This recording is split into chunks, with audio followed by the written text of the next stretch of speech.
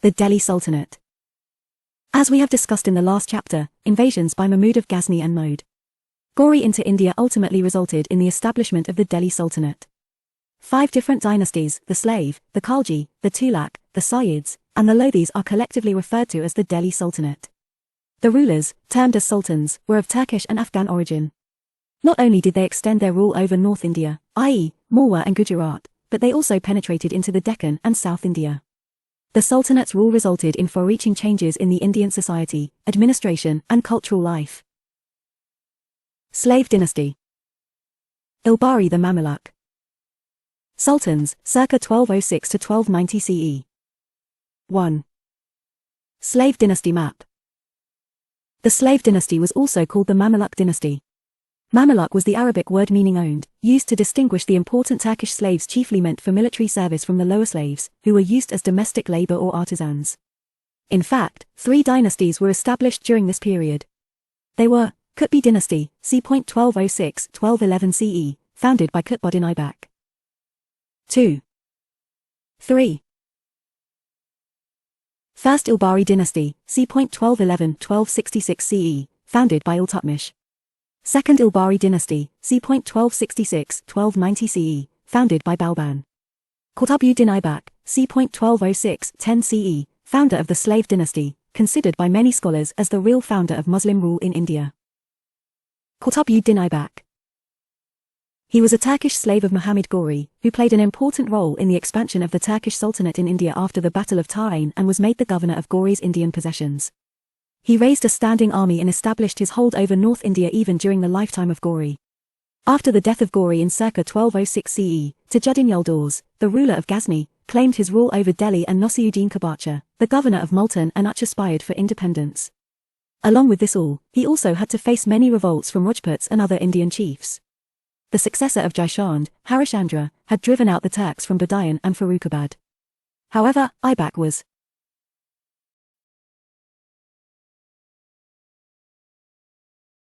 able to win over his enemies by conciliatory measures as well as a display of power. He defeated Yildiz and severed all connections with Ghazni. Aybak also reconquered both Badayan and Farrukhabad and thus founded the slave dynasty as well as the Delhi Sultanate. He assumed the title of Sultan and made Lahore his capital. He did not issue any coins and was formally recognized after 3 years. Known as Lark Baksh, or giver of larks, for his magnanimity, as he gave a lot of liberal donations. Built the first mosque in India, Quwwat-ul-Islam, Delhi, also built Ahai-Din Ka John Para, Arma, patronized, great scholar Hassan Nizami, Taj-ul-Masir Fakhr-ul-Din, Tariq-i-Mubarak Shahi started construction of the Qutb Minar, only the first story, in the memory of the famous Sufi saint, Khwaja Qutbuddin Bakhti-Kaki. It was later completed by Iltutmish. Aybak died suddenly in c. 1210 CE, while playing Chowgan, horse polo. Aramshah, c. 1210 CE. Son of Qutbuddin Aybak, who succeeded his father but was an incapable ruler, and a weak and worthless young man. The Turkish emirs opposed him. He ruled for a mere 8 months. The Turkish chiefs of Delhi invited the governor of Badayan, Iltutmish, son-in-law of Qutbuddin Aybak, to come to Delhi. Iltutmish disposed of Aram Shah and became the sultan with the name of Shamsuddin. The credit of consolidating the Delhi Sultanate lies largely with him. Iltutmish, c. 1210-1236 CE. The real consolidator of Turkish rule in India. He belonged to the Ilbari tribe and hence his dynasty also known as the Ilbari dynasty. Legends describe that his half-brothers sold him as a slave to Aybak, who made him his son-in-law by giving his daughter in marriage to him. Later, Aybak appointed him as the Iqtidar of Gwalior. After becoming sultan, he shifted his capital from Lahore to Delhi. During the first 10 years of his reign, he concentrated on securing his throne from his rivals. The commanders of Muhammad Ghori like Yildiz, Kabacha, of Multan, and Ali Mardan, of Bihar and Bengal, rose in defiance again. The chief of Jalore and Ranthambore joined Gwalior and Kalinjar in declaring their independence. Apart from this, the rising power of the Mongols under Chengiz Khan threatened the northwest frontier of the Sultanate. Iltutmish took up the task of consolidating his position. He defeated Yildiz in c. 1215 CE in the Battle of Tain. In c. 1217 CE, he drove away Kabacha from Punjab. In c. 1220 CE, Temujin, popularly known as Chengiz Khan, the leader of the Mongols, started invading Central Asia and destroyed the Khwarezm Empire. Jalaluddin Mamburani, the son of the Shah of Khwarezm, while escaping from the Mongols, sought shelter at Iltutmish's court, but Iltutmish refused to grant asylum to him. So with his diplomatic skills, he prevented Mongol attack and saved India from the wrath of Chengiz Khan.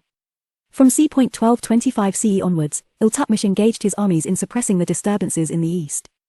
In c. 1226-27 CE, Iltutmish sent a large army under his son Nasiruddin Mahmud, which defeated Iwaz Khan and brought Bengal and Bihar back into the Delhi Sultanate. Similarly, a campaign was also launched against the Rajput chiefs. Ranthambore was captured in c. 1226 CE, and by c. 1231 CE, Iltutmish had established his authority over Mandaya, Jalore, Bayana, and Gwalior. He also attacked Nagda, the capital of Mewa, but had to retreat at the arrival of the Gujarat armies. As a revenge, he led an expedition against the Chalukyas of Gujarat, but it was not successful. He divided his empire into iktas, assignment of land in lieu of salary. Every iktidars had to maintain law and order and collect revenue. After deducting own salary and expenses, they had to send the surplus to central government. As a matter of fact, the iktidars were transferable. Organized Turkanite-Halgani, a new class of ruling elite of 40 powerful military leaders, the 40. These were Turkish emirs, nobles, who advised and helped the Sultan in administering the Sultanate. After the death of Iltutmish, this group assumed great power in its hands. For a few years they decided on the selection of sultans one after the other. The group was finally eliminated by Balban. His authority was recognized by the Abbasid Caliph of Baghdad in c. 1229 CE as he received the Mansa, the letter of recognition investiture, by which he became the legal sovereign ruler of India. Issued purely Arabic coinage of silver tanka, first to do so, weighing 175 grams, which remains the basis of the modern rupee and copper jital.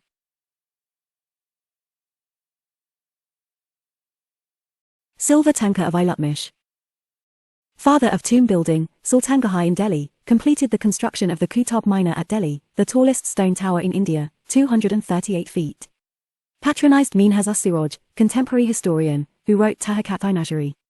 Since he did not consider any of his sons worthy of the throne, he declared his daughter Razia as successor, deviating from normal practice. The nomination of a woman in preference to sons was a novel step.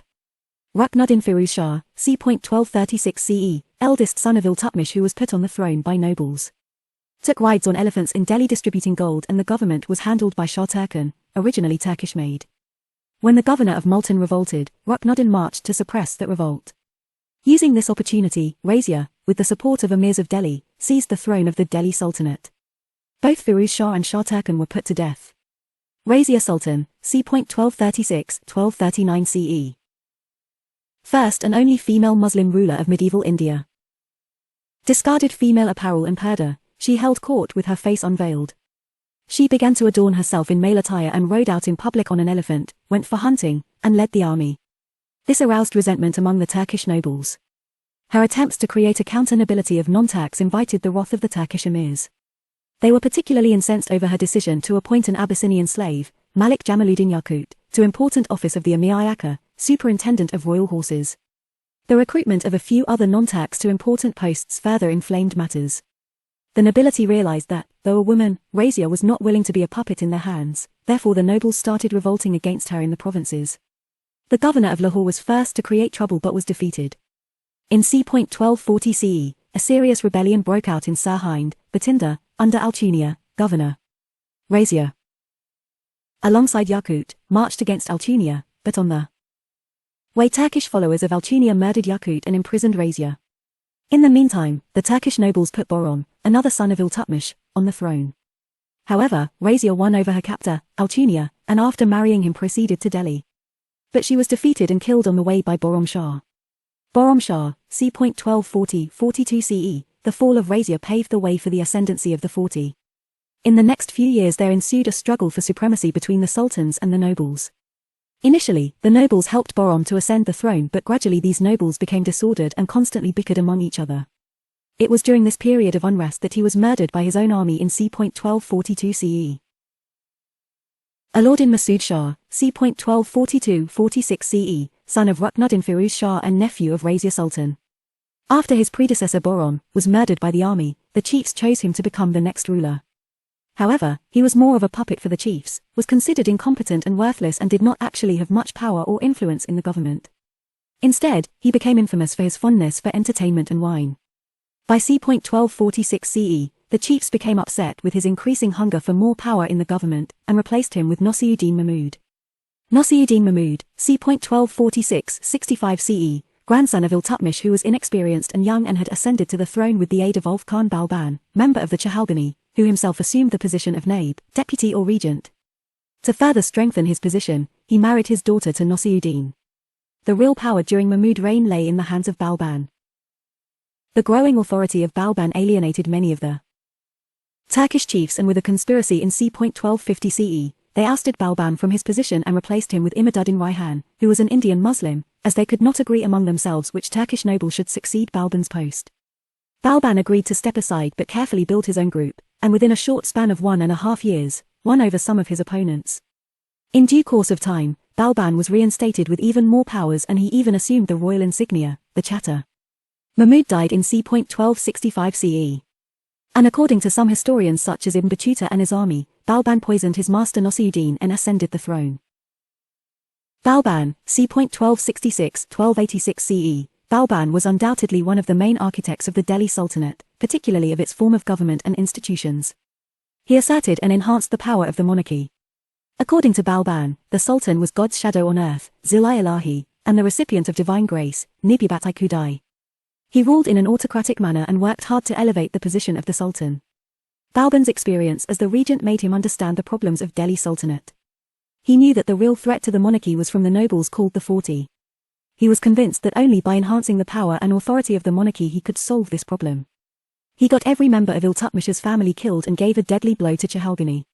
Balban introduced rigorous court discipline and new customs such as sajada, prostration, and paibos, kissing the Sultan's feet, to prove his superiority over the nobles. In order to impress the people with the strength and awe of his government, Balban maintained a magnificent court and also introduced the Persian festival of Nowruz. He refused to laugh and joke in the court, and even gave up drinking wine so that no one may see him in a non-serious mood. He spared only the most obedient nobles and eliminated all others by fair or foul means. Haybat Khan, the governor of Oudh, was punished for killing a man who was drunk. Shia Khan, the governor of Bathinda, was poisoned. He was deeply racist and excluded non-Turks from administration. He stood forth as the champion of Turkish nobility. Indian Muslims were not given important posts in the government. He appointed spies to monitor the activities of the nobles.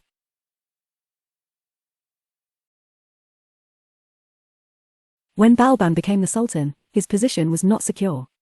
Many Turkish chiefs were hostile to him. The Mongols were looking forward for an opportunity to attack the Sultanate. The governors of the distant provinces were trying to become independent rulers, while Indian rulers were also ready to revolt at the smallest opportunity. The law and order situation in the area around Delhi and in the Doab region had deteriorated. In the Ganga, Yamuna Doab and Awadh, the roads were infested with the robbers and dacoits, because of which the communication with the eastern areas had become difficult. Some of the Rajput zamindars had set up forts in the area, and defied the government. The Mewatis had become so bold as to plunder people up to the outskirts of Delhi. To deal with these elements, Balban adopted a stern policy. He organized a strong centralized army, both to deal with internal disturbances, and to repel the Mongols who had entrenched themselves in the Punjab and posed a serious threat to the Delhi Sultanate. He separated the Diwan-i-Anzarat, finance department, from the Diwan-i-Ars, military department. He reorganized the Diwan-i-Ars and deployed the army in different parts of the country to put down rebellion. The disturbances in Newt, Doab, Awadh, and Katihar were ruthlessly suppressed. Balban also secured control over Armor and Nagar in eastern Rajasthan, but his attempts to capture Ranthambore and Gwalior failed. Instead of expanding his kingdom, Balban paid more attention to the restoration of law and order. Balban took severe action against the Mewatis and prevented such robberies. Robbers were mercilessly pursued and put to death. As a result, the roads became safe for travel. In c. 1279 CE, encouraged by the Mongol threats and the old age of the Sultan, the governor of Bengal, Churul Beg, revolted, assumed the title of Sultan and had the Kutba read in his name. Balban sent his forces to Bengal and had Churul beheaded. Subsequently he appointed his own son Bura Khan as the governor of Bengal. By all these harsh methods, Balban controlled the situation. He called himself Nazir Amir ul Momin, Caliph's right-hand man, and instructed the ulamas to confine themselves to religious affairs and not to interfere in political activities. He administered justice with extreme impartiality. For instance, Malik Bakbak, the governor of Badorn, was publicly flogged for his cruelty towards his servants. Followed the policy of blood and iron. developed an efficient spy system and kept himself well informed by appointing spies in every department. Strengthened frontiers against the Mongols, but even he could not fully defend northern India against the attacks of the Mongols. Moreover, by excluding the non-Turkish from positions of power and authority and by trusting only a very narrow racial group, he made many people dissatisfied. Patron of men of letters and showered special favors on Amir Khusrau. However, in the northwest, the Mongols reappeared and Balban sent his son, Prince Mahmud, against them. But the prince, Khan-i-Shahid, was killed in the battle and his death was a smashing blow to Balban. He died in c. 1287 CE. Kaikubad, c. 1287-90 CE, grandson of Balban, who was raised to the throne by nobles after Balban's death. However, he was soon replaced by his son, Kaimurs, who remained on the throne for a little over 3 months. In c. 1290 CE. Khalji dynasty, c. 1290. 1320 CE. Jalaluddin Khalji, c. 1290-1296 CE, Jalaluddin Khalji, Firoz, laid the foundation of the Khalji dynasty. He was 70 years old when he came to power and ruled only for a short span of 6 years. During Balban's reign, Jalaluddin had been the warden of the marches in northwest and had fought many successful battles against the Mongols. Repelled the attack of the Mongols under Abdullah, and the Mongols who settled near Delhi were called the New Musalmans. He was generous and also the first sultan of the Delhi Sultanate to have a benevolent attitude towards Hindus. He clearly put forward the view that the state should be based on the willing support of the governed, and that since the large majority of the people in India were Hindus, the state in India could not be a truly Islamic state. He avoided harsh punishments, even to those who revolted against him. He not only forgave them but at times even rewarded them to win their support. However, his leniency was misunderstood as weakness by many people, including his supporters. When the thugs, robbers, looted the country, they were allowed to go after only a mere severe warning.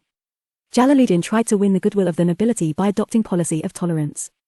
He retained the earlier nobility in his administration. For instance, Malik Chudju, nephew of Balban, was allowed to remain the governor of Kara. When Chudju revolted, it was suppressed, but he was pardoned. In c. 1292 CE, when Malik Chudju revolted for the second time, he was replaced by his nephew and son-in-law, Alauddin Khalji. Married his daughter to Ulf Khan, a descendant of Chemiz Khan, to win the Mongols' goodwill.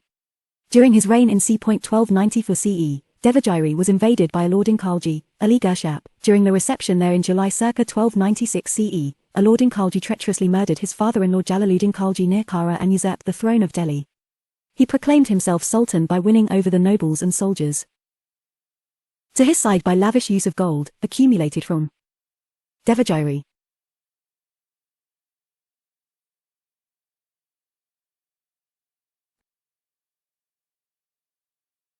Alauddin Khalji, c. 1296-1316 CE. Alauddin Khalji was Jalaluddin's ambitious nephew and son-in-law. He had helped his uncle in his struggle for power and was appointed as Emir-i-Tuzuk, master of ceremonies. He had 2 victorious expeditions during the reign of Jalaluddin. After the first expedition of Bilsa, Vidisa, in circa 1292 CE, he was given the Ikta of Awad, in addition to that of Kara. He was also appointed Arizai Mumalik, Minister of War. In c. 1294 CE, he led the first Turkish expedition to southern India and plundered Devagiri. The successful expedition proved that Alauddin was an able military commander and efficient organizer. Jalaluddin's policy of tolerance was reversed by Alauddin Khalji, who awarded drastic punishments to all those who dared to oppose him. He decided to revive Balban's policies of ruthless governance. He slaughtered the new Musalmans, and the old Balbani and Jalali nobles. He decided to curb the powers of the nobles and the interference of the ulama in the matters of the state. According to Bahani, the author of Tarikh-i-Firuz Shohi, Alauddin was convinced that the general prosperity of the nobles, intermarriages between noble families, inefficient spy system, and drinking liquor, were the basic reasons for the rebellions. Therefore, he passed 4 ordinances. He confiscated the properties of the nobles. The intelligence system was reorganized and all the secret activities of the nobles were immediately reported to the Sultan. The use of liquor and intoxicants was prohibited. Social gatherings and festivities without the permission of Sultan were forbidden. By such harsh measures, his reign was free from rebellions. Alauddin established a huge permanent standing army to satisfy his ambition of conquest and to protect the country from Mongol invasion. Alauddin Khalji sent his army 6 times against the Mongols. The first 2 were successful. But the third Mongol invader, Khwaja, came up to Delhi. However, he was prevented from entering into the capital city. The next 3 Mongol invasions were also dealt with severely. Thousands of Mongols were killed. The northwestern frontier was fortified and Ghazi Malik, Ghiyasuddin Tughlaq, was appointed to as the warden of marches to protect the frontier. The military conquests of Alauddin Khalji include his expedition against Gujarat, Rajasthan, and the Deccan. Conquest of Gujarat. Alauddin first began his territorial conquest with a campaign against Gujarat in circa 1299 CE, which was ruled by the Vogello king Raikaran. The vast riches of Gujarat allured him first and foremost, and furthermore, it was also a strategic decision since the Gujarat wealth could pay for his future conquests while her seaports could ensure a regular supply of Arab horses for his army. An army under 2 of Alauddin's noted generals, Ulf Khan and Nusrat Khan, marched against Gujarat. Raikaran, the ruler of Gujarat, fled, and the temple of Somnath was captured along with destroying it. An enormous booty was collected.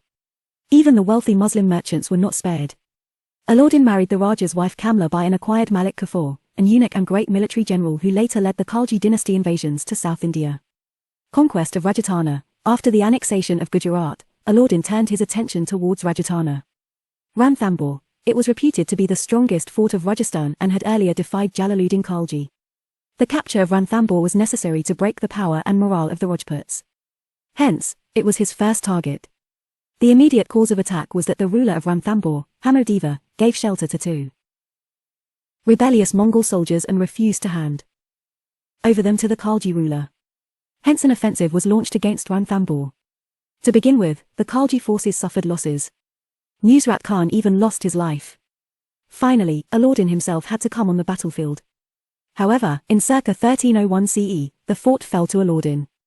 Women committed jawhar or self-immolation, described by Amir Khusrau. Chitta. In circa 1303 CE, Alauddin besieged Chitta, another powerful state of Rajasthan. According to some scholars, Alauddin attacked Chitta because he coveted Padmini, the beautiful queen of Raja Ratan Singh. The Rajput women including Rani Padmini performed jawhar. This Padmini episode was graphically mentioned in the book Padmavath. Written by Jayasi. According to Amir Khusrau, the Sultan ordered a general massacre of the civil population. Chitta was renamed Khizrabad after the name of Sultan's son Khizr Khan. Alauddin, however, had to return back quickly to Delhi as the Mongol army was advancing towards Delhi. Morwa and others. In circa 1305 CE, the Khalji army under Anuel Mulk captured Morwa. Other states such as Ujjain, Mandu, Dho, and Chandari were also captured. After the conquest of Morwa, Alauddin sent Malik Kafur to the south and himself attacked Sawana. The ruler of Sawana, Raja Shitoldeva, defended the fort bravely but was ultimately defeated. In circa 1311 CE, another Rajput kingdom, Jalore, was also captured. Thus by circa 1311 CE, Alauddin had completed the conquest of large parts of Rajasthan and became the master of North India. Conquest of Deccan and South India. This region was ruled by 4 important dynasties, Yadavas of Devagiri, Kakatiyas of Warangal, Hoysalas of Dwarasamudra, and the Pandyas of Madurai. The expeditions to the south were sent under Malik Kafur, a trusted commander of Alauddin who held the office of the Naib. His first target was Raikaran, the earlier ruler of Gujarat, who had now occupied Baglana, and defeated him. The second expedition was against Rai Ramachandra, the ruler of Devagiri in c. 1306-07 CE, who had earlier promised to pay tribute to Sultan but did not pay. Ramachandra surrendered after little resistance to Malik Kafur and was treated honorably. He was kept as a guest at Alauddin's court and was given a gift of 1 lakh tankers and the title of Rai Rayan. He was also given a district of Gujarat and one of his daughters was married to Alauddin. Alauddin showed generosity towards Ramachandra because he wanted to have Ramachandra as an ally for campaigns in the south. In c. 1309 CE, Malik Kafur launched his campaign against Warangal in the Telangana area. Its ruler Pratap Rudradeva was defeated and enormous booty was collected from him while he agreed to pay regular tribute to the Sultan. Malik Kafur's next target was the Hoysala ruler Veeraballala III in c. 1310 CE. He was defeated and a vast quantity of booty was seized and sent to Delhi. Kafur next marched against the Pandyas in c. 1311 CE. In the case of Pandyas, a direct decisive battle could not take place. Veerapandya fled the capital Madurai and Kafur plundered as much as he could, including a number of wealthy temples such as that of Chidambaram. According to Amir Khusrau, Malik Kafur reached as far as Rameshwaram and built a mosque there and returned to Delhi with 512 elephants, 7,000 horses, and 500 mans of precious stone. The Sultan honoured Malik Kafur by appointing him Naib Malik of the empire. Alauddin's forces under Malik Kafur continued to maintain a control over the Deccan kingdoms. Alauddin died in c. 1316 CE. Although the Sultan was illiterate, he patronized poets like Amir Khusrau and Mir Hassan Delvi. He also built a famous gateway known as Alai Darwaza, Hawz Koz, Mahal Hazar Satoon, Jamik Khana Mosque, Alai Mina, and constructed a new capital at Siri. Alauddin adopted the title of Sikandar-i-Azam and gave Amir Khusrau the title of Tuti-i-Hind, Parrot of India. Included non-Turks in his service. First ruler to fix land revenue in cash. His theory of kinship was secular and he proclaimed kingship knows no kinship and I do not know if this is lawful or unlawful, I do whatever I think to be good for the state. Refuted the suzerainty of the caliph and did not allow any power independent of the state to guide his policy. According to Barney, Alauddin wanted to join a new religion. Qutbuddin Mubarak Shah, c. 1316-1320 CE, following the death of Alauddin, the Delhi Sultanate was plunged into confusion.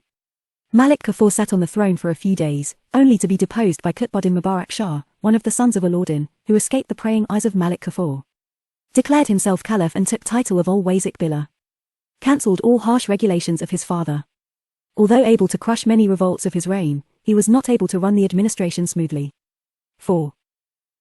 Instance, during this period, rebellions broke out in Devagiri, Deogi, but were harshly suppressed.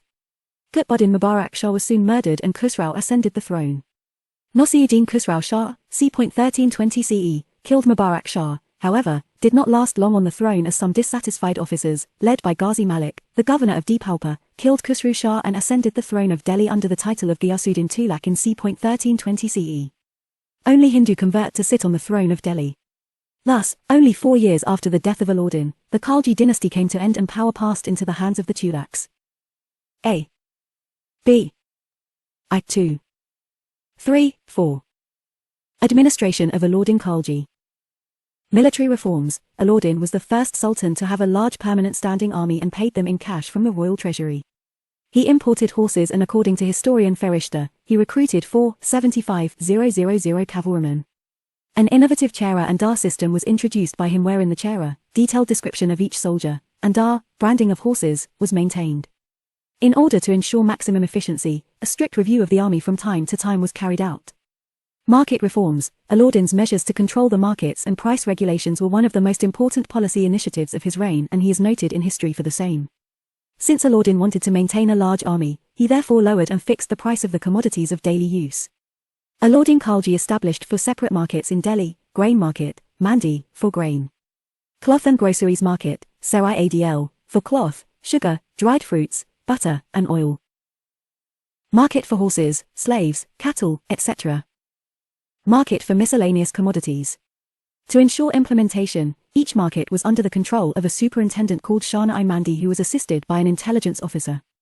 Apart from Shana-i Mandi, Alauddin received daily reports of the market from 2 other independent sources, Barids, intelligence officer, and Munhians, secret spies. The Sultan also sent slave boys to buy various commodities to check prices. Any violation of the Sultan's orders, such as if any shopkeeper charged a higher price, or tried to cheat by using false weights and measures, resulted in harsh punishment, including expulsion from the capital, imposition of fine, imprisonment, and mutilation. No hoarding was allowed and even during the famine the same price was maintained. C. The supply of grain was ensured by holding stocks in government storehouses. Regulations were issued to fix the price of all commodities. A separate department called Diwani Riyasat was created under an officer called Naib-i Riyasat. Every merchant was registered under the market department. The sale of liquor and intoxicants was prohibited and gambling too was banned.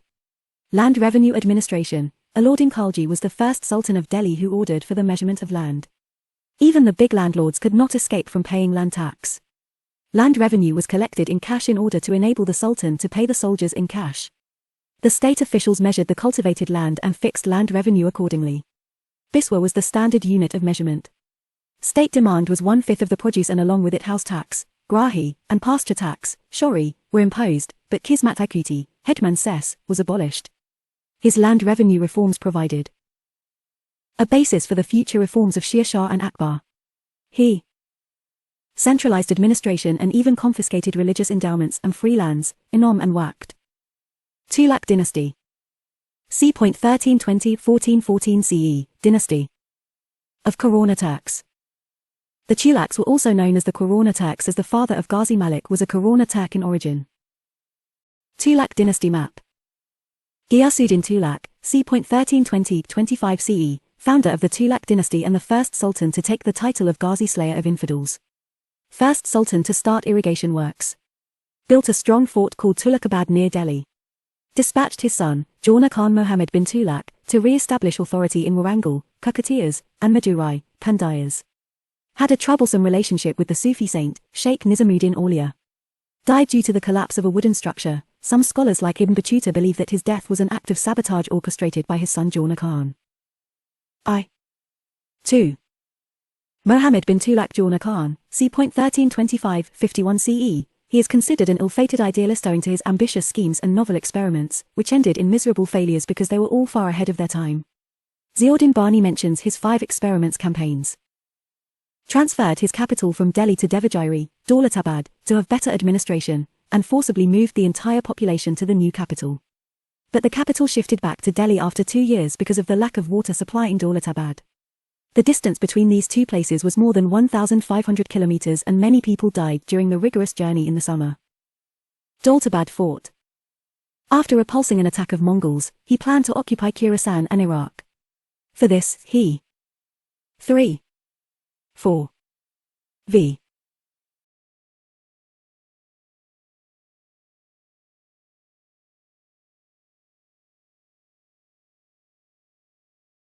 In order to overcome financial difficulties, Muhammad bin Tulak increased the land revenue, half the produce, on the farmers of Doab, land between Ganges and Yamuna rivers. It was an excessive and arbitrary step on the farmers. This measure proved to be ill-timed as the Doab was passing through famine, followed by plague. Idea of token currency, using copper coins, modeled on the basis of Chinese example. Kublai Khan issued paper money in China. Tulak thus issued copper coins at par with the value of the silver tanka coins. Very few people exchanged gold-silver for copper and the tokens were easy to forge, which lead to heavy losses. Later on, he repealed his verdict, and all coins were redeemed in silver-gold, making the treasury empty.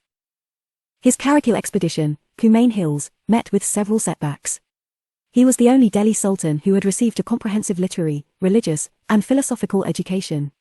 He knew Arabic and Persian languages, was an expert in philosophy, astronomy, logic, and mathematics, and was also a good calligrapher. He was very tolerant in religious matters. He maintained diplomatic relations with far-off countries like Egypt, China, and Iran. During his reign, the famous traveller Ibn Battuta, author of Safana Marela, came to India in c. 1334 CE and acted as a Qazi at Delhi for 8 years. Set up a new department of agriculture, Diwan-i-Amir Kohi. He launched a scheme by which Takavi loans for cultivation, were given to the farmers to buy seed and to extend cultivation. A model farm under the state was created in an area of 64 square miles, for which the government spent 70 lakh tankers. This experiment was further continued by Firoz Tulak. Built the fort of Adilabad and the city of Jahanpur. During his last days, the whole of South India became independent and 3 major states emerged: Vijayanagar Kingdom, Horihora and Bukka, c. 1336 CE, Bahmani Kingdom, Deccan, Hassan Gangu, c. 1347 CE, Sultanate of Madurai. The rebellion of Hassan Shah resulted in the establishment of the Madurai Sultanate.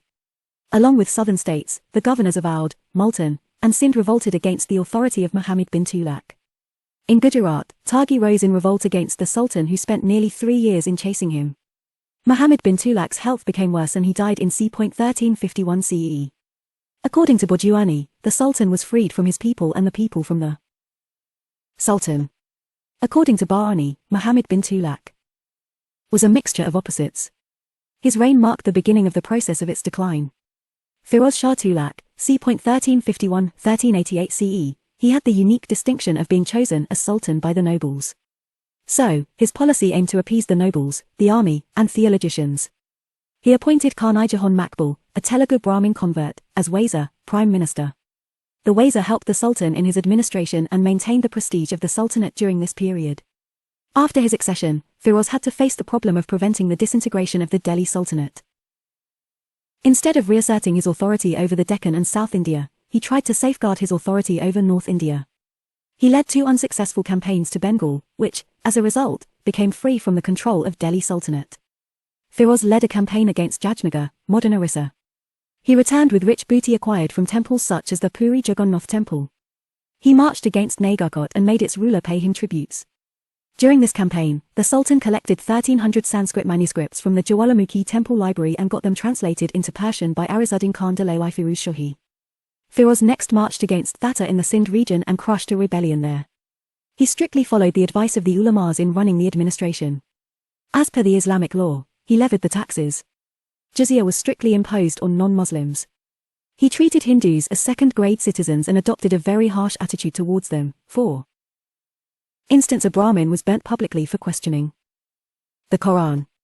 In this respect, he was the precursor of Sikandar Lodi and Aurangzeb.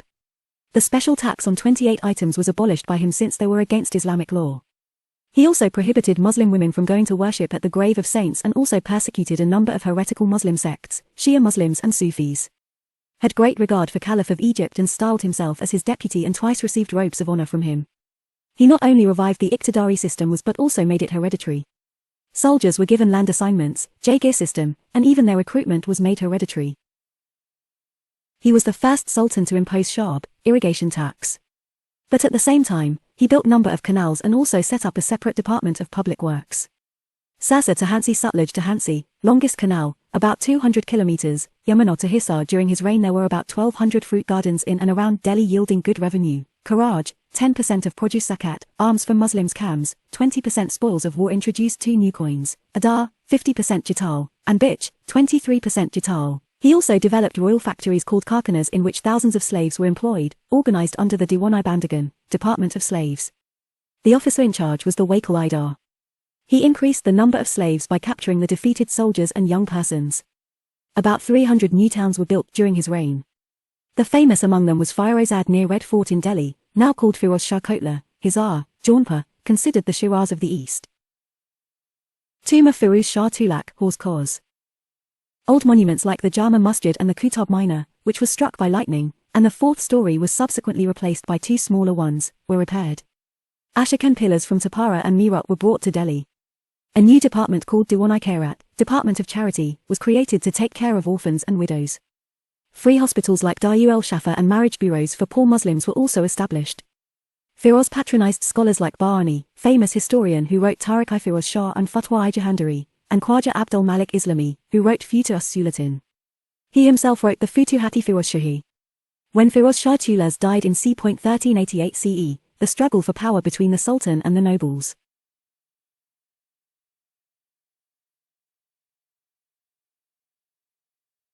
Ghiyaddin Tulak Shah II. Abu Bakr Shah. Nasiruddin Muhammad, c. 1390-1398 CE. In the following years, the Delhi Sultanate had disintegrated further. Many provinces like Malwa and Gujarat declared their independence. Timur, Mongol leader of Central Asia, head of Shabtai Turks, whose vast kingdom stretched from Lower Volga to River Indus, incorporating modern Turkey, Iran, Transoxiana, Afghanistan, parts of Punjab, and who had already conquered Mesopotamia and Afghanistan, invaded India in c. 1398 CE, which further worsened the situation. When Timur entered Delhi, there was no opposition and he sacked Delhi for 3 days, murdering thousands of people and looting enormous wealth. He withdrew from India in c. 1399 and his invasion delivered a death blow to the Tulak dynasty. Daulat Khan defeated by Khizr Khan, who founded the Sayyid dynasty. Sayyid dynasty, c. 1414. 51, CE. Khizr Khan, c. 1414-21 CE. Before his departure from India, Timur appointed Khizr Khan as the governor of Multan. He captured Delhi and founded the Sayyid dynasty in c. 1414 CE. However, he did not assume the title of Sultan but was comfortable with Rayat Ayala. Coins were struck and Qutba was read in name of Timur, and after his death, in the name of his successor Shahrukh. Khizr Khan was the most competent Sayyid ruler. He tried to consolidate the Delhi Sultanate but could not do much and died in c. 1421 CE. Mubarak Shah, c. 1421-33 CE. Khizr Khan was succeeded by his son, Mubarak Shah.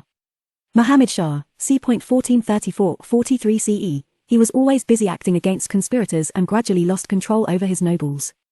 All of these rulers tried to control rebellious regions like Katahar, Badorn, Etawah, Patiali, Gwalia, Kampil, Nagar, and Mute, but they failed due to the conspiracy of the nobles. Muhammad Shah died in 1445 and was succeeded by his son Alam Shah. Alauddin Alam Shah, c. 1443-51 CE. He proved to be an incompetent sultan and the weakest of the Sayyid princes. Alam Shah's Wazir, Hamid Khan, invited Bahlol Lodhi to take charge of the army, and after realizing that it would be difficult to continue as sultan, Alam Shah left for Badauan. Lodhi dynasty, c. 1451.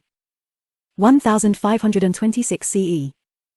The Lodhis were the last ruling family of the Sultanate period and the first to be headed by the Afghans who were ruling over Sirhind when the Sayyids were in India. Lodhi dynasty map. Bahlol Lodhi, c. 1451-89 CE, with the help of a few nobles, Bahlol Lodhi took charge of the army and became the Sultan. Thus, he laid the foundation of Lodhi dynasty. Sultan Bahlol Lodhi was a capable general and was well aware of the fact that to establish his control over Sultanate, he would require help and support of Afghan nobles. The Afghan nobles wanted Sultan to treat them as an equal partner rather than an absolute monarch. To placate them, Bahlol publicly declared that he considered himself one of the Afghan peers, and not the king. He did not sit on the throne, nor did he insist on his nobles standing in his court. This policy worked well throughout his long reign, and he did not face any trouble from his powerful Afghan nobles. He successfully suppressed the revolts in Newt and Doab. In c. 1476 CE, he defeated the Sultan of Jaunpur and annexed it to Delhi Sultanate. He also brought the ruler of Kalpai and Dolpa under the suzerainty of Delhi. He annexed Shaiki dynasty and introduced Bahlol copper coins. However, he failed to reoccupy Bengal, Gujarat, and the Deccan. Sikandar Lodhi, c. 1489-1517 CE, he was the greatest and noblest of the three Lodhi rulers.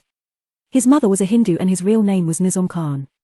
He brought the whole of Bihar under his control, and defeated many Rajput chiefs.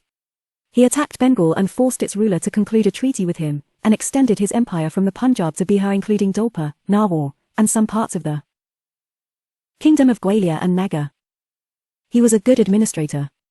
Roads were laid and many irrigational facilities were provided for the benefit of the peasantry. He laid great emphasis on justice. During his reign, prices of commodities were very cheap. Introduced a new measurement yardstick, the Ghazi Secondary, and a system of auditing of accounts. Despite certain laudable qualities, he was a bigot and showed little tolerance towards the non-Muslims. He destroyed many Hindu temples and imposed many restrictions on the Hindus. He reimposed jizya on non-Muslims. He believed in the superior position of the Sultan vis-a-vis the nobles. He compelled nobles and emirs to show formal respect to the Sultan in Darbar and outside and treated them harshly. Founded Agra in c. 1504 CE and wrote Persian verses under the name Gulraki. Ibrahim Lodhi, c. 1517-1526 CE, eldest son of Sikandar Lodhi, who was not only arrogant but a repressive ruler too. He was defeated by Rana Sanga of Mewar. He openly insulted and humiliated his nobles in court and put to death those nobles who revolted against him. Disaffection between king and courtiers became very common during his reign. His own uncle, Alauddin, revolted. Daulat Khan Lodhi, the governor of the Punjab, greatly displeased by the arrogance and insult of Ibrahim, invited Baber to invade India. Baber marched against Delhi and defeated and killed Ibrahim Lodhi in the First Battle of Panipat, c. 1526 CE. The Afghan kingdom thus lasted for only 7 to 5 years. With him, the Sultanate period ended, and as a scholar states, the Sultanate of Delhi, which had its birth on the battlefield of Tain in circa 1192 CE, breathed its last in circa 1526 CE, a few miles away on the battlefield of Panipat. The Mughals. Administration under Sultanate period. The establishment and expansion of the Delhi Sultanate led to the evolution of a powerful and efficient administrative system. At its zenith, the Delhi Sultanate controlled almost the entire country as far south as Madurai. Even after its disintegration, the Delhi Sultanate and its administrative system made a powerful impact on the Indian provincial kingdoms, and later on the Mughal system of administration. The Sultan. The title of Sultan was started by Turkish rulers, and Mahmud of Ghazni was the first to assume the title of Sultan. The Delhi Sultanate was an Islamic state with its religion as Islam. The sultans considered themselves as representatives of the caliph. They included the name of the caliph in the khutbah or prayer and inscribed it on their coins. This practice was even continued by Balban, who called himself the shadow of God. Iltutmish, Muhammad bin Tughlaq, and Firoz Tughlaq obtained Mansa, letter of investiture, from the caliph. The office of the sultan was the most important in the sultanate, and he was the ultimate authority for the military, legal, and political matters. The dispensation of justice was another important function performed by the sultan, and he acted as a court of appeal. For instance, Balban dispensed justice with extreme impartiality, not sparing even the high officers of state. Muhammad bin Tughlaq even gave harsh punishments to ulamas, who were previously exempted. There was no clear law of succession during this period. All the sons had equal claim to the throne. Interestingly, the idea of primogeniture was fully acceptable neither to the Muslims nor to the Hindus. Iltutmish even nominated his daughter in preference to his sons. But such nominations or successions were to be mostly accepted by the nobles. Sometimes, ulamas also played a crucial role in getting a favorable public opinion. However, military superiority remained the main factor in matters of succession. Central administration. The Sultan was assisted by a number of ministers who headed different departments and aided in administration. These ministers were chosen by Sultan and they remained in office at his pleasure. The post of Naib was the most powerful one. The Naib practically enjoyed all the powers of the Sultan and exercised general control over all the departments. Next to him was the Wazir, who headed the finance department called Diwan-i-Wizarat. A separate auditor general for scrutinizing expenditure and an accountant general for inspecting income worked under the Wazir. The period of Wazirship of Firuz Tughlaq Khan-i-Jahan is generally considered as the high watermark period of the Wazir's influence. The military department was called Diwan-i-Arz. It was headed by the Aiz-i-Mumalik who was responsible for recruiting the soldiers and administering the military department. It should be noted that the Aiz was not the commander-in-chief of the army, since the Sultan himself was the commander-in-chief of the armed forces. The military department was first set up by Balban and was further improved by Alauddin Khalji, who insisted on a regular muster of the armed forces. Alauddin introduced the Chehra and Dar system, so that along with a descriptive role of each soldier, a system of branding of the horses was also in place which would allow only good quality horses to be part of muster. He was also the first sultan to pay his soldiers' salary in cash. He also had the largest standing and efficient army of about 3 lakhs, which was definitely a main factor in containing the Mongol invasions along with his Deccan expansion. The Turks also maintained a large number of elephants properly trained for war purposes. However, there was predominance of the cavalry which was considered more prestigious. At the time of Ghaznavids, Hindus were employed both in the infantry and cavalry, but during the Sultanate period they were largely employed in the infantry. Diwan-i-Rasalat was the Department of Religious Affairs, which dealt with pious foundations and gave stipends to deserving scholars and men of piety. Grants were made by this department also for the construction and maintenance of mosques, tombs, and madrasas. It was headed by Chief Sadr who also functioned as Chief Qazi, as the head of the judicial department. Other judges or qazis were appointed in various parts of the Sultanate. Muslim personal law or Sharia was followed in civil matters. The Hindus were governed by their own personal law and their cases were dispensed by the village panchayats. The criminal law was based on the rules and regulations made by the sultans. The Department of Correspondence was called Diwan-i-Insha. All the correspondence between the ruler and the sovereigns of other states as well as with his subordinate officials was dealt with by this department. Provincial government. The provinces under the Delhi Sultanate were called Iqtas. They were initially under the control of the nobles. But the governors of the provinces were called the Muqtis or Walis. They were to maintain law and order and collect the land revenue. The provinces were further divided into shiks, which was under the control of the shikdar, and the next division was Pargana, comprising a number of villages and was headed by the Emil. The villages were grouped into units of 100 or 84, traditionally called Churasi. The village remained the basic unit of the administration. The village headman was known as Muqaddam or Chowdhury. The village accountant was called Patwari. 1. 2. 3. Economy. After consolidating their position in India, the Delhi Sultans introduced reforms in the land revenue administration. The lands were classified into 3 categories: Iqta land, lands assigned to officials as Iqtas instead of payment for their services; Khalisa land, land under the direct control of the Sultan and the revenues collected were spent for the maintenance of royal court and royal household; Inam land, land assigned or granted to religious leaders or religious institutions. A class of Koots, smaller landlords, and Hindus autonomous Rajas, emerged, who not only enjoyed a higher standard of life but sometimes they misused their power and exploited the poor peasants.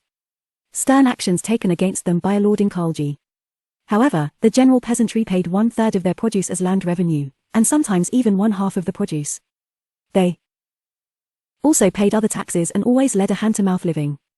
Frequent famines made their lives more miserable. However, sultans like Muhammad bin Tughlaq and Firuz Tughlaq took efforts to enhance agricultural production by providing irrigational facilities and by providing takavi loans. They also encouraged the farmers to cultivate superior crop like wheat instead of barley. Firuz encouraged the growth of horticulture. Muhammad bin Tughlaq created a separate agricultural department, Diwan-i-Kohi. The Sultan and his nobles took keen interest in improving the quality of fruits in India, especially melons and grapes. Ibn Battuta records in his texts that the soil was so fertile that it could produce 2 crops every year, rice being sown 3 times a year. During the Sultanate period, the process of urbanization gained momentum. A number of cities and towns had grown during this period. Lahore and Multan, in the northwest, Broch, Cambay, and Anhilwara, in the west, Kara and Lucknauti in the east. Daulatabad, Delhi, and Jaunpur were important among them. Delhi remained the largest city in the east. The growth of trade and commerce was described by contemporary writers. India exported a large number of commodities to the countries on the Persian Gulf and West Asia and also to Southeast Asian countries. Bengal, specially Sonagain for muslin, i.e., fine cotton cloth, and the towns in Gujarat were famous for fine quality fabrics. Cambay in Gujarat was famous for textiles and for gold and silver work. India imported high-grade textiles, satin, etc., glassware, and horses from West Asia. From China, it imported raw silk and porcelain. Overseas trade was under the control of Multanese, mostly Hindus, and Khorasanis, Afghan Muslims. Inland trade was dominated by Gujarati, Marwari, and Muslim Bohra merchants. The merchants were extremely wealthy and lived a luxurious life. The Gujarati and Marwari merchants were mostly Jains, and they spent large sums for the construction of temples. Construction of roads and their maintenance facilitated for smooth transport and communication. Particularly, the royal roads were kept in good shape. In addition to Royal Road from Peshawar, A, B, C, D, to Sonagain, Muhammad bin Tughlaq built road to Daulatabad. Sarais or rest houses on the highways were maintained for the convenience of the travellers. There were also arrangements for posts to be carried very quickly from one part of the country to another with the help of relays of horses and runners who were posted every few kilometers. Cotton, textile and silk industry flourished in this period. Sericulture was introduced on a large scale, which made India less dependent on other countries for the import of raw silk. The paper industry had grown and there was an extensive use of paper from 14th and 15th centuries. Other crafts like leather making, metal crafts, and carpet weaving flourished due to the increasing demand. The royal karkhanas supplied the goods needed to the Sultan and his household. They manufactured costly articles made of gold, silver, and goldware. The nobles also aped the lifestyle of the sultans and indulged in luxurious living. They were well paid and accumulated enormous wealth. The system of coinage had also developed during the Delhi Sultanate. Iltutmish issued several types of silver tankers. One silver tanker was divided into 48 jatals during the Khalji rule and 50 jatals during the Tughlaq rule. Gold coins or dinars became popular during the reign of Alauddin Khalji after his South Indian conquests. Copper coins were less in number and dateless. Muhammad bin Tughlaq had not only experimented with token currency but also issued several types of gold and silver coins. They were minted at 8 different places. At least 25 varieties of gold coins were issued by him. The Turks popularized a number of crafts and techniques such as use of iron stirrup, use of armor both for the horse and rider. Improvement of rahot, Persian wool through which water could be lifted from a deeper level for irrigation, paper making, glass making, the spinning wheel, and an improved loom for weaving. Use of superior mortar, which enabled the Turks to erect magnificent buildings based on the arch and dome. Social system. There was little change in the structure of the Hindu society during this period. Traditional caste system with the Brahmins on the upper strata of the society was prevalent. The subservient position of women also continued and the practice of sati was widely prevalent. Ibn Battuta had mentioned with horror the scene of a woman burning herself in the funeral pyre of her husband with great beating of drums. The Arabs and Turks brought the purdah system into India and the seclusion of women, and the wearing of purdah became widespread among the women in the upper Hindu classes of North India. During the Sultanate period, the Muslim society remained divided into several ethnic and racial groups. The Turks, Iranians, Afghans, and Indian Muslims developed as exclusive groups and there were no intermarriages between them. Hindu converts from lower castes were also not given equal respect. The Muslim nobles occupied high offices and very rarely the Hindu nobles were given high position in the government. The Hindus were considered zimmis or protected people, for which they were forced to pay a tax called jizya. In the beginning jizya was collected as part of land tax. Firoz Tughlaq separated it from the land revenue and collected jizya as a separate tax and levied it on Brahmins also. Even though slavery had existed in India since ancient times, it flourished during the Sultanate period. There were slave markets for men and women and slaves were hired for varied jobs ranging from household chores to skilled professions. Firoz Shah Tughlaq had about 180,000 slaves. Art and architecture. The art and architecture of the Delhi Sultanate period was distinct from the Indian style. The Turks introduced arches, domes, lofty towers, or minarets and decorations using the Arabic script. They used the skill of the Indian stonecutters. They also added color to their buildings by using marbles, red and yellow sandstones. In the beginning, they converted a number of Hindu temples into mosques. For instance, the Quwwat-ul-Islam Mosque near Qutb Minar in Delhi was formerly a Vishnu temple. But later, they began to construct new structures. Their policy towards temples and places of Hindu worship forbade new places of worship but allowed the repair of old temples. The most magnificent building of the 13th century was the Qutb Minar, which was founded by Aibak and completed by Iltutmish. This 71m tower was dedicated to the Sufi saint, Khwaja Qutbuddin Bakhtiar Kaki.